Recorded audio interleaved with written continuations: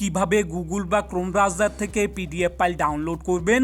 তো আসুন এই ভিডিওতে আমরা সেই সম্পর্কে জেনে নিই। এর জন্য প্রথমে আপনাকে গুগল বা ক্রোম ব্রাউজারটিকে ওপেন করতে হবে।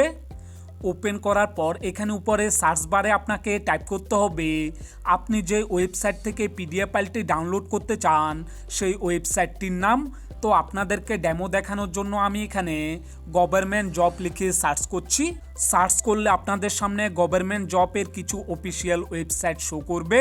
তো বন্ধুরা, এখানে আপনাকে একেবারে উপরে থাকা গভর্নমেন্ট জবের অফিসিয়াল ওয়েবসাইটে ক্লিক করতে হবে। ক্লিক করলে আপনাদের সামনে পরবর্তী পেজটি ওপেন হয়ে যাবে। তো বন্ধুরা, এই পেজে আপনাকে স্ক্রল করে নিচে আসতে হবে। নিচে আসলে এখানে আপনারা নিচে দেখতে পাবেন গভর্নমেন্ট জবের কিছু নোটিফিকেশান এখানে দেওয়া রয়েছে। তো বন্ধুরা, এখানে আপনি যে গভর্নমেন্ট জবের নোটিফিকেশানটিকে ডাউনলোড করতে চান প্রথমে ওই নোটিফিকেশানটিতে লং প্রেস করতে হবে। লং প্রেস করলে আপনাদের সামনে কিছু মেসেজ শো করবে।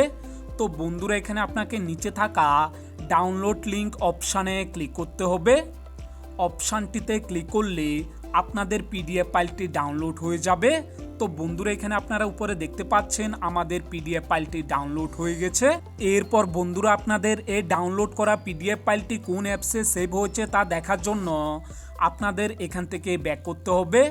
ব্যাক করে এসে আপনাদের মোবাইলে থাকা ফাইল ম্যানেজার অ্যাপ্লিকেশনকে ওপেন করবেন।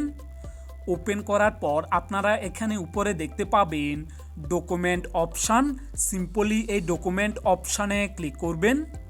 ক্লিক করলে এখানে আপনাকে একেবারে উপরে থাকা পিডিএফে ক্লিক করতে হবে।